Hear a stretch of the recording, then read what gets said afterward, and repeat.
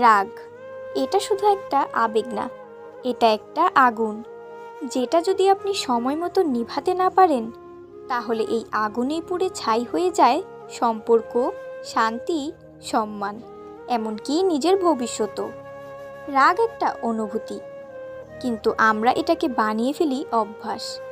আজকাল মানুষ খুব সহজে রেগে যায়, তুচ্ছ কারণে সম্পর্ক ছিন্ন করে, ছোট কথায় গালমন্দ করে বসে, তারপর একা ঘরে বসে আফসোস করে আমি যদি চুপ থাকতে পারতাম। কিন্তু তখন আর কিছু করার থাকে না, কারণ রাগের সময় বলা শব্দ ছোড়া কথা আর কষ্ট দিয়ে ফেলা আচরণ ফিরিয়ে আনা যায় না।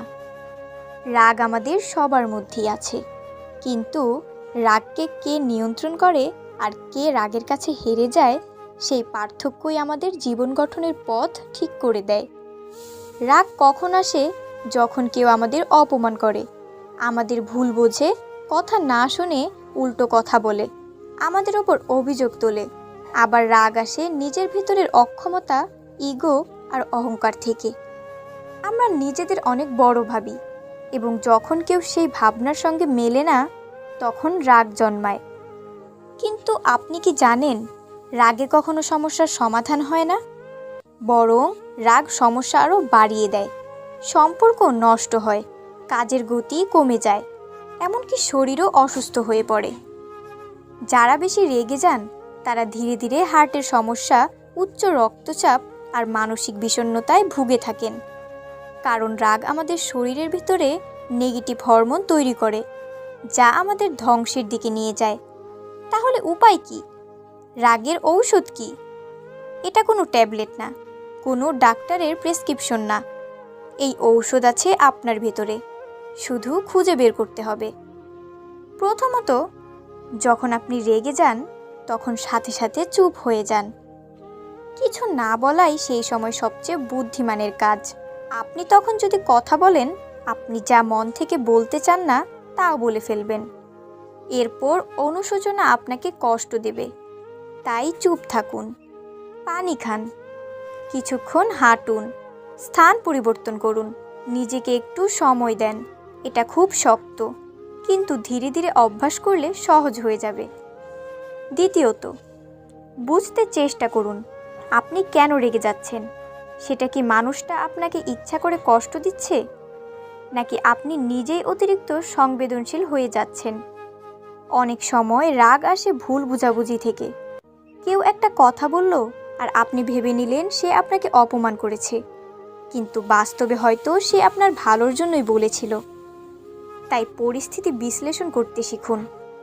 তৃতীয়ত, নিজেকে প্রতিদিন একটু প্রশিক্ষণ দিন। প্রতিদিন সকালে 2 মিনিট চোখ বন্ধ করে ভাবুন, আজকে যদি কেউ আমাকে অপমান করে আমি কি করব। মানসিকভাবে প্রস্তুত থাকলে রাগ সহজে আসে না, নিজের ভেতর শান্ত থাকার শক্তি তৈরি হয়। আর একটা জিনিস সবসময় মনে রাখবেন, আপনি যদি কাউকে ক্ষমা করতে না পারেন তাহলে আপনি নিজের ওপরই অত্যাচার করছেন। কারণ আপনি যত রাগ ধরে রাখবেন আপনি তত বিষাক্ত হবেন। রাগ কখনো অন্যকে কষ্ট দেওয়ার জন্য যথেষ্ট নয়। রাগ শুধু নিজের শান্তি নষ্ট করে। তাই ক্ষমা করতে শিখুন, ভুলে যেতে শিখুন। সবচেয়ে কার্যকর ঔষধ হচ্ছে প্রার্থনা। যখনই আপনি নিজের রাগ নিয়ন্ত্রণ করতে পারছেন না, চুপ করে বসে আল্লাহর কাছে বলুন, হে আল্লাহ, আমাকে শান্ত করুন। আপনার ভিতরের আলো জ্বলবে, আপনি নিজেই নিজের ভিতরের আগুন নেভাতে পারবেন। রাগ নিয়ন্ত্রণ করার মানে এই নয় যে আপনি দুর্বল, বরং আপনি অনেক বেশি শক্তিশালী। যে নিজের রাগ সামলাতে পারে সে পুরো পৃথিবীকেও জয় করতে পারে। কেউ আপনাকে ছোট করে কথা বললে, অপমান করলে, তার মতো হয়ে পাল্টা কথা বলার দরকার নেই। আপনি যদি নিজেকে শান্ত রাখতে পারেন তাহলে আপনি অনেক বড় হয়ে যান, আপনার মর্যাদা বাড়ে। আপনার রাগ যদি আপনি এখনোই নিয়ন্ত্রণ না করেন তাহলে একদিন এই রাগই আপনার চারপাশের সব কিছু ধ্বংস করে দেবে। তখন আর কিচ্ছু থাকবে না, না সম্পর্ক, না ভালোবাসা, না মানুষ। থাকবে শুধু একা আপনি আর আপনার ভেতরের পোড়া ছাই। তাই এখনই সিদ্ধান্ত নিন, রাগের বিরুদ্ধে লড়বেন না রাগকে আপন করে সারা জীবন পড়বেন। আজ থেকে নিজেকে বলুন, রাগ নয়, আমি শান্তির মানুষ। রাগ নয়, আমি ক্ষমার মানুষ। রাগ নয়, আমি ভালোবাসার মানুষ। প্রিয় দর্শক, আপনি যদি সত্যিই রাগ কমাতে চান তবে এই ভিডিওর কথা আজ থেকেই বাস্তব জীবনে প্রয়োগ করুন। প্রথম দিনেই পারফেক্ট হবেন না, কিন্তু চেষ্টা করলেই পরিবর্তন শুরু হবে। আজকের ভিডিওটি এমন কাউকে পাঠিয়ে দিন যে প্রিয় মানুষটি রেগে গিয়ে সব কিছু নষ্ট করে ফেলছে। হয়তো আপনার একটা শেয়ার, একটা কথাই তার জীবনে শান্তি ফিরিয়ে আনবে।